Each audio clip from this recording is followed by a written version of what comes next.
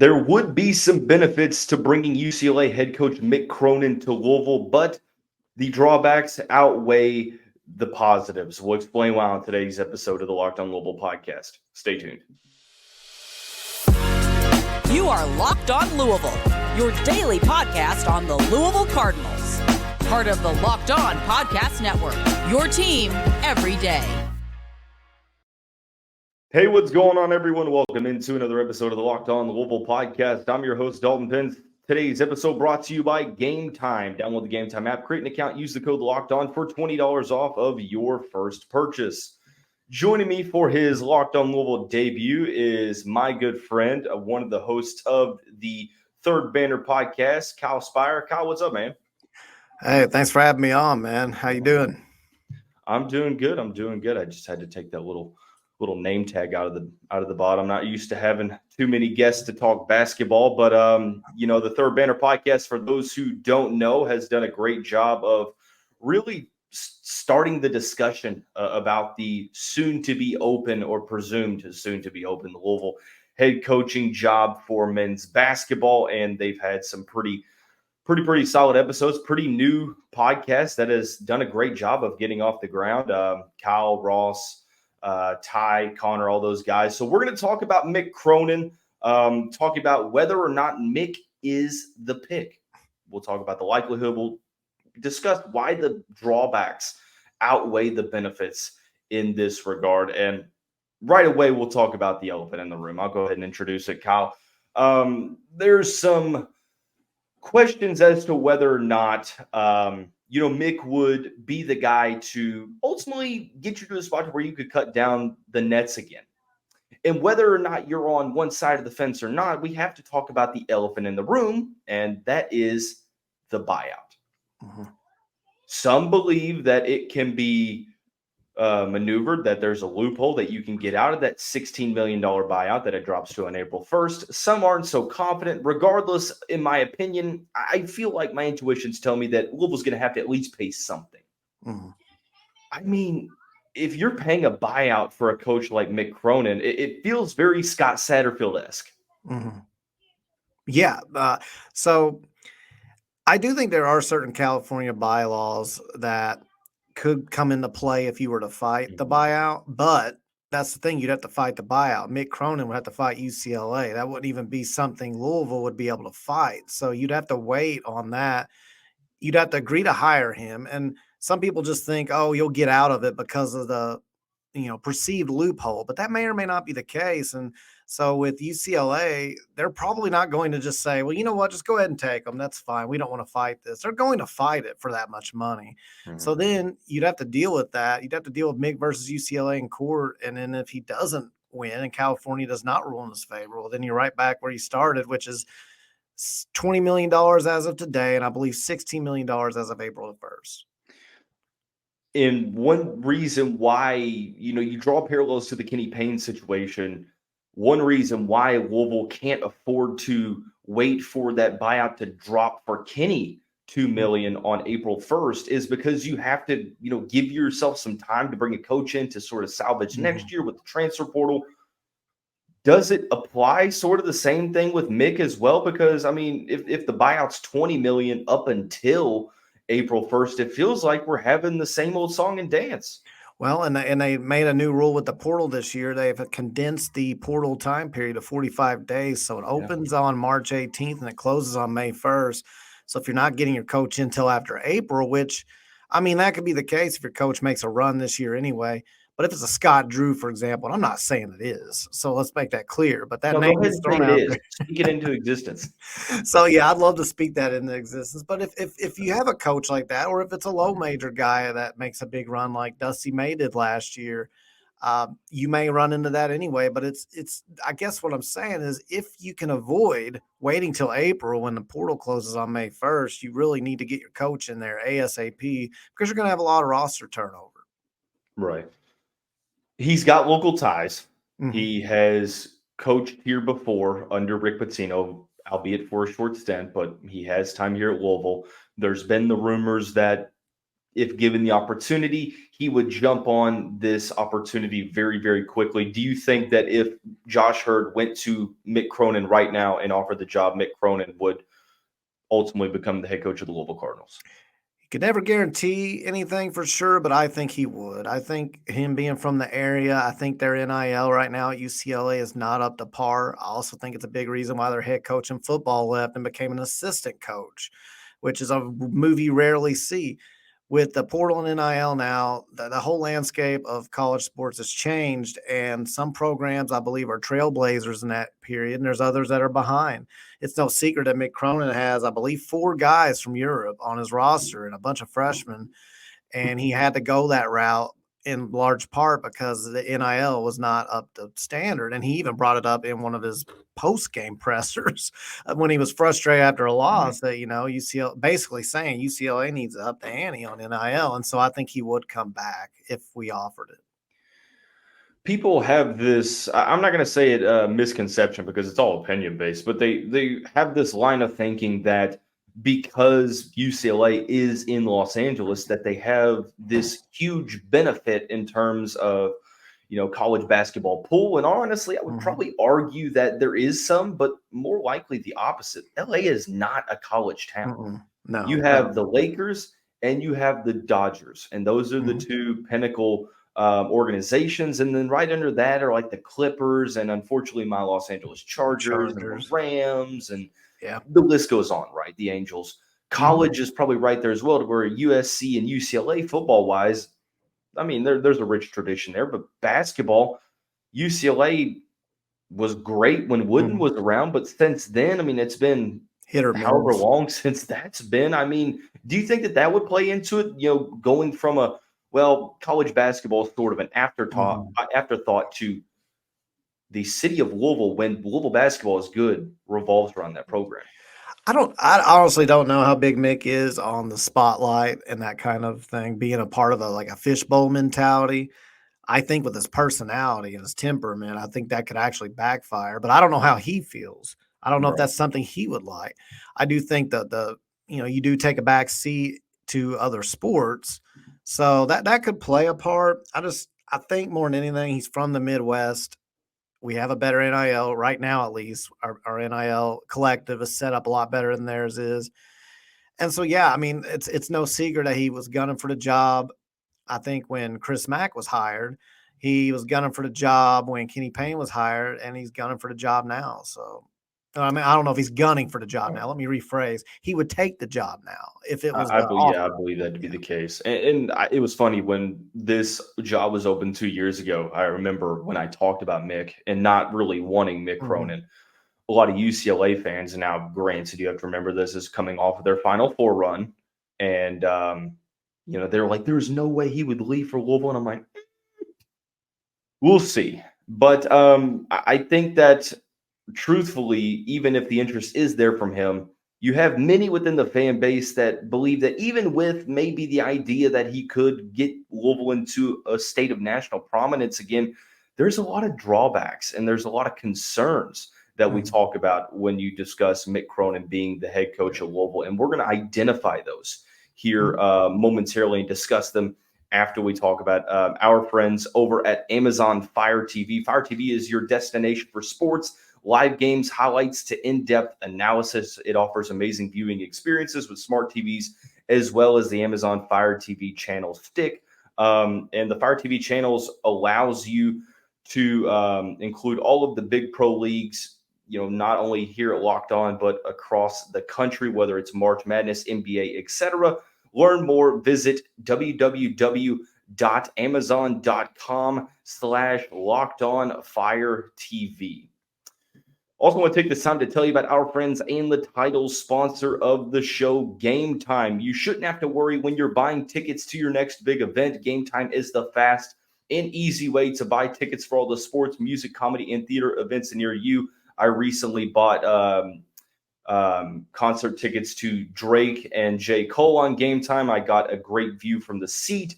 There wasn't a price in the same section for less, and it was just an overall great experience. Download the Gametime app, create an account, use the code LOCKEDON for $20 off your first purchase. Terms apply. Create an account, redeem the code Locked On for $20 off. Last minute tickets, lowest price guaranteed. Kyle Sphire, one of the podcast hosts of the Third Banner Pod, joining us to discuss Mick Cronin. Kyle, I know you are sort of in the same boat as I am with this, that when you talk about potentially bringing Mick to Louisville and being Mick is the pick, not only how annoying that has become on social media, the word that comes to both of our minds is uninspiring. Yeah, he has a higher floor than I think some of these candidates do, but I also think that the personality and his ceiling may be lower. I do think it's a bit of an injustice, not to mention that he's 477 and 218 overall. He's 113 and 51 at UCLA. Those are both about 69% winning percentage. Nice. His struggles are on offense, like his offensive efficiency. When Michael Lewis was there at UCLA, that was the best offensive efficiency years, and that's also when he had a Final Four in one of his Sweet 16s. So other than those years, though, and last year they did pretty well too offensively, but they started the slide without Michael Lewis, and then this year their offensive efficiency numbers are back to kind of how he was at Cincinnati, which is where you play a rock throwing. It's a rock throwing competition. So he's normally a defensive guy. His defense is centered on charting deflections. I wonder who we got that from, Rick Pitino. But he does something called open face stance defense, which is where instead of the guys, like, their chest usually faces the defender in front of them and their body faces the defender, they face the ball. They still are following and gravitating the defender, but they face the ball, and that helps them push the ball into places where they can gain more deflections. It's very innovative, and it still works today. But the problem is it's not a fun style of play. And I think with his personality and demeanor, when things get bad, he can come across as a sore loser. And he did against Louisville, too, when he's at Cincinnati, and people haven't forgotten that. So all those things kind of compiled to sum up my point into offensive styles, kind of like a slog. And then, the demeanor and personality at times aren't really what the city's used to seeing. And, maybe I need to clarify as well that I don't think Mick Cronin is a bad coach. Right. Could he come to Louisville and bring this team back to where they're perennially making the tournament? Yeah. I mean, his floor, you mentioned it. What you said was probably the highlight of the episode. The floor is there. He's 52 years old, so there, would be a little bit of a sense of longevity of maybe a decade plus. So you have some very solid sort of guidelines to go by, but it's the ceiling that I worry about. It's the offensive input. It's, what can he do with his recruiting? He didn't recruit Tiger Campbell. He struck gold with Jaime Jaquez, who was fantastic. He's recruited some players like Adam Bona and some other guys, Dylan Andrews. But for the most part, recruiting has been sort of hit or miss. And with maybe it's NIL, maybe it's, booster funding, who knows? But recruiting has become an issue. But postseason success. He had that Final Four run as, what were they, an 11 seed? Yeah, playing tournament. Yeah, so they kind of caught lightning in a bottle. Thankfully, because of Johnny Juzang getting scorching hot in that tournament. But outside of that, he's been to 2 Sweet 16s at UCLA, pretty solid. But before that, he hadn't made it past the Sweet 16 in his career. And I know that maybe postseason success, gets, talked about too much with some candidates and not with others. But when you're talking about a guy who's 52 years old and has been past the Sweet 16 once in his career, it does make you wonder, because he's had some very good teams at Cincinnati and UCLA. Yeah. I think for a while he had a hard time getting over the tournament hump as far as he had 1 seeds, 2 seeds that would just flame out early. He was Matt Painter before Matt Painter, although he had really good teams there. They developed. I mean, and his first few years, I want to say he inherited a terrible situation at Cincinnati, and it took him a few years to get to the tournament.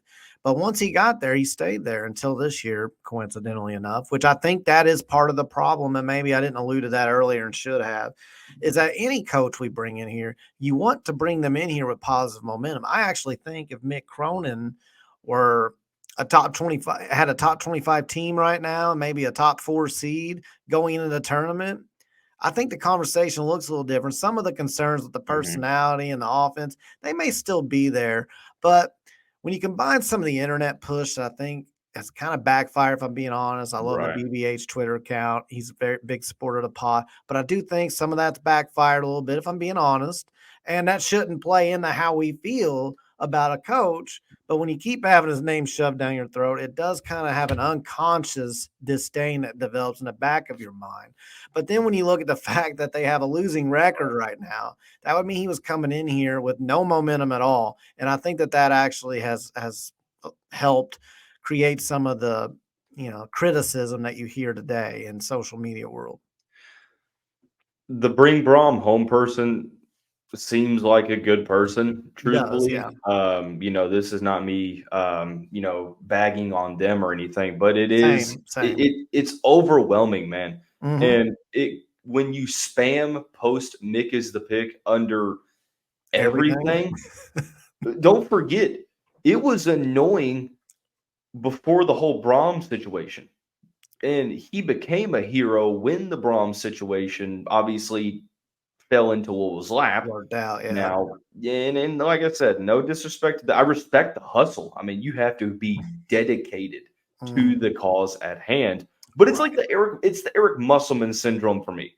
I think you would see, and I know that you were a big fan of Eric Musselman. I was. And then things have changed, but yeah. And that's kind of where I like to go with this, is that, our opinions on these coaches are so volatile because each year matters, and you're supposed to be in your quote unquote prime. And Eric Musselman, granted, he's 58 or so, Mick Cronin a little younger, and has made it further than Eric as well. But still, case in point, it doesn't really have a ton of juice in that move. And I'm more so wanting to make the right hire, but I also feel like this hire should have some sort of ability to rejuvenate some of the fan base, because one of the reasons why you're moving on from Kenny Payne is because you have lost a good portion of the fan base, and you financially have to get them back. Yep. And it's critical. Now, it might not happen right away. You have to get the right coach in, but you have to bring the fans back. I think it might take a little bit longer for a guy like Mick than, say, I don't know, like a Nate Oates or a coach who is having some success this season, because recency bias is a hell of a drug. Well, and when you have a coach that plays an entertaining style of play and they come into year one of a rebuild, you can bring some fans back immediately. And then as you start to win, gradually obtain the rest of the fan base. And then if you succeed a lot, then you can start to have the sellouts or close to them again. But when you bring a coach in here who's kind of had a rough year and their style of play isn't entertaining, they have to win right off the bat, because the fans are already, or a lot of them at least, are kind of like, that doesn't, I hear it all the time. It's like, Mick Cronin, that just doesn't inspire me. That doesn't motivate me as a fan to want to come to the Yum Center. So you would have to have an entertaining style of play, which he doesn't have. So then that means he would have to come in here winning right off the bat. Now, if he gets to 6-0 or 7-0, well, then even if it's against a light schedule, I think that would do it. But I mean, if you're talking just a couple of losses in that time frame, you're still talking about a lot of people that are kind of on the fence about it. And to play the devil's advocate of that, if for some reason they struggle out of the gate, those concerns are going to turn into magnified. Well, I told you so. See what happens. There's no such thing as, now, granted, it's all based upon the eye test. The expectation's the same, Kyle. Making the tournament is the expectation. And that's what I've been trying to get across to people, is that they're like, oh, are you going to make it to where, you're rebuilding to where your expectations drop? I'm like, no. Whoever the coach is, they need to make the tournament. That is the expectation. That was the expectation this past year for Kenny Payne. Maybe not necessarily year one. There were some other issues, but year two, I agree. There were no excuses. That's exactly opinion. Where I'm at. And I don't speak. I'm not a monolith. I don't speak for the fan base, but for me, I can only speak for myself. Year one, with the portal and NIL, with the way you can flip a roster, and what you can pay players now, if you do it through NIL, you can get guys in here, and we have the capability. So year one, I understand if there's some struggles and you don't make the tournament, but by year two, for me, if you don't make the tournament by year two, I want a new coach. And it doesn't sound like a lot of time, but I'm not basing this off of the old model where it did take 3 or 4 years in some cases to rebuild. Yeah, you can rebuild a roster in one off season. It's not easy. And I'm willing to give someone a little leeway there, but by the second season, I don't care who the coach is. That's the thing. Kenny Payne, I have the same expectations for him. I'll have the same expectations for Mick Cronin or whoever the next coach is, that by year two, we're back in the tournament. And by year 3 and 4, we're competing and making deep runs. Agreed there. Agreed. And I think that Mick Cronin could be one of the safer bets to get us back to the tournament. And that is one of the positives. Don't look at this as this being like the Mick Cronin bashing episode, Right. because we're just kind of calling it how it is, right? I mean, that, there are good and bad. And some of the good is that the high floor is there. And I want to go a little bit further into that discussion. And we'll do that here momentarily after we talk about our friends over at LinkedIn Jobs. When you're hiring for your small business, you want to find quality professionals that are right for the role. That's why you have to check out LinkedIn Jobs. LinkedIn Jobs has the tool to help find the right professionals for your team faster and for free. It's not just another job board. It has a vast network of more than 1 billion professionals that gives you access to professionals you can't find anywhere else. Hiring is easy when you have that many quality candidates. So easy, in fact, that 86% of small businesses get a qualified candidate within 24 hours on LinkedIn. Post your job for free at linkedin.com/lockedoncollege. That's linkedin.com/lockedoncollege to post your job for free. Terms and conditions apply. Kyle Sphire, one of the hosts of the Third Banner podcast. If you're watching this on YouTube, you can tell in the Twitter below at the Third Banner. Kyle, you mentioned it. Cronin has about a 68 to 69% winning percentage as an NCAA Division I men's head basketball coach. That's pretty solid. And the floor is there. He has done a good job at Murray State. He did it at Cincinnati. He's had some success at UCLA. Everywhere he's been, he's been solid. I think that, the proven track record of the coaches that are quote unquote realistically available, he's probably got as decorated a resume as probably anyone but like Scott Drew. Honestly, and I've actually seen the head-to-head comparison career-wise of Mick Cronin and Scott Drew. And Cronin's actually a little bit better overall, except he doesn't have the title. So the title pushes Scott Drew over. And the fact that if you land Scott Drew, you're going to have 5-star for 5-star. Even though I know he's got Nike connections, I think they're Nike, aren't they, Baylor? I'm pretty sure they are. I think Baylor's Adidas, man. Oh, then that's why I clarified. Well, let me tell you. You keep talking and I'll find out. So I wanted to clarify that because I may be wrong there, but I do know that he has like recruiting connections. And so the sexy hire is definitely if you can pull Scott Drew and the title pushes him over. But if you're just looking at results besides that title, Mick Cronin's been every bit as successful. So it's no shade at Mick Cronin at all. I think the buyout is the thing that makes me a little bit more critical because if you're paying 16, if you end up having to pay that, if the loophole doesn't work out, you bring them on thinking it will, they don't win that case. Well, now you are paying premium level for a coach. You're paying national championship level for a coach when you equate $16 to $20 million into. So I'm going to scrutinize a coach the same way I would a bill. Like you need to have the bill self results if we're paying you bill self money. And that may not be fair, but that's just the way it is. Right. They are Nike now. So the only reason I didn't think so is because if you remember back to when Louisville had the Color Rush jerseys in 2012, they were Adidas at that point. Because I remember Kentucky played Baylor that year, and they had those lime green jerseys, and they were Adidas. And forgive me for not knowing when they made the switch to Nike, but at some point they did make a switch to Nike. I thought they did, but wasn't sure. Yeah, no, for certain. Would it ease your mind a little bit to know Louisville is very, very well off that we found out over the past couple of weeks, NIL-wise, than previously thought? Recruiting has become predominantly NIL-based. To know that Louisville has that within their arsenal and recruiting becomes a lot easier. Does that sort of wane any of your concerns about Mick in the recruiting department, knowing that it's like, okay, if you have a good X's and O's guy, at least defensively, you don't have to worry too much about recruiting because the money's there? I mean, he certainly could. He's had ballers in the past. I mean, like you said, Jaquez at UCLA, among others. He had Brad Yeah, Stevens. Brad Stevens. Lance, What a Lance recruiter. Stevenson. This guy's Lance amazing. Stevenson. I He had remember Lance a lot. Stevenson early on at Cincinnati, and he's had a lot of guys. So he has proven that he can recruit, but can he do it consistently? And with NIL, maybe he can. Maybe he can get a lot of those guys in here. So that would alleviate some of it, yes.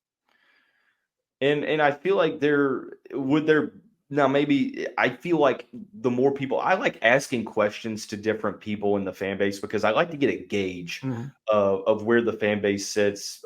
Maybe not from a collective sense because there's so many damn people in this fan base, but different people have asked to give me different answers about the longevity aspect of this. And, there are concerns with some coaches coming to Louisville and bouncing elsewhere, like an Eric Musselman, or a couple of other coaches, like maybe Scott Drew with a job down the street. That will concern some people when Kentucky inevitably opens up. Mick Cronin seems like as close to a lifer as you could get because he's already 52 and he's from this area. I would agree that he would be a lifer. I mean, you never know, but I would guess he would be a lifer because could you imagine Mick Cronin in the NBA? He would not succeed. Could you imagine that personality? He would have one of those. He would get on one of his players, and they'd be like, "Get this guy." They go straight to the GM. Like, imagine him on the Lakers. The GM will just go up and be like, "He's out of here, man." So I think there is a place for Mick Cronin and his tenacious, competitive personality. I don't think a lot of like the NBA would not be a concern. I cannot imagine there would be any college job if he were to push out of UCLA to come to Louisville. I can't imagine there'd be anybody else that he would want to jump to unless things just got real bad, at which point we would want him to. So as long as he succeeds, I think he would be here for the long haul. I do think that would be one I'd mark in the pros box instead of the cons. Right. Last maybe perceived benefit. People talk about, I don't like his shtick. I don't like it's almost like fake outrage is what people call it, but that's just kind of how Mick is wired. He's a very animate person, but contrary to what people have been led to believe, there's been many reports that his players, they like him and they find, it's all about in the name of, or all about the name of accountability. But I could also see that being a situation is you don't like that unless he's your coach. Yeah. So I could see Louisville fans sort of flipping in that, debate because, if he's winning, if he's, getting us back to the tournament and he's animate, because we complained about Kenny Payne being so like nonchalant in the way that he coaches. And if you're not on board with that with Mick, where's the medium here? What exactly are you looking for with a coach on the bench? Well, it's funny because I actually when we did our deep dive into 6 coaches, Mick Cronin was one of the coaches. And I actually literally on my pods or on our pod said, Mick Cronin is this spectrum way over here. And then like you got Kenny Payne, which is way over on the other end when it comes to competitive nature. I feel like Kenny Payne's more like, hey, Coach Payne, I feel like he's more like, I want to love up on them, and I just want to get better every day. And if they do, then that's okay. I want to beat UK if we can beat them by 1. That kind of spirit, I'm not a big fan of it. I'm just being honest. And no, I'm here with you. But then Mick Cronin's too far on the other end where like if you lose a game, he goes straight to the refs, this player can't go home and cry to their mommy. And I almost feel like it's just a little too far. Now, if I had a spectrum, I would much rather somebody be closer to the Mick Cronin end of the competitive spectrum than the Kenny Payne, but not quite where Mick Cronin is. Just just walk it back just a little bit. And I would say another one like that, a guy you made a comment about, you like him when he's on your sideline, and you might not if he's on someone else's. Another guy like that is a Will Wade, who I know we may not be looking at, but for show call reasons, I think we should too. I'm a big Will Wade fan, especially due to age, due to potential, and due to what he's done at McNeese State and what he had going at LSU before all that happened.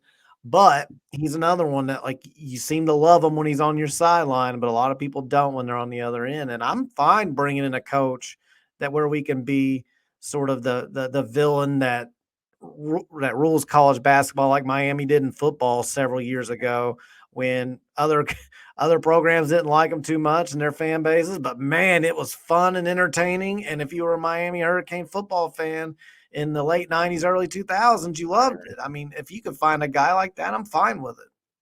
No, that's 100% true. I mean, people hate on greatness, but Yeah. Louisville's a villain anyway. Exactly. So that's if we're going to be a villain, let's make it because we're actually good and not because of anything else, which it seems like it's been over the past 7 to 8 years or so. But no, I agree with you in pretty much everything you're saying with Mick. I think that there are 100% benefits, and there's just a couple more drawbacks that make this a little bit uninspiring to me. I mean, if he were to get hired, I'd be like, you know what? There's an opportunity. He's got to show me that he can do it like any coach, but I'm not going to be like, oh no, the world's over. You know, we're not going to ever win again because I don't think that we're going to bring in a coach that's going to replicate what's been done the past 2 seasons.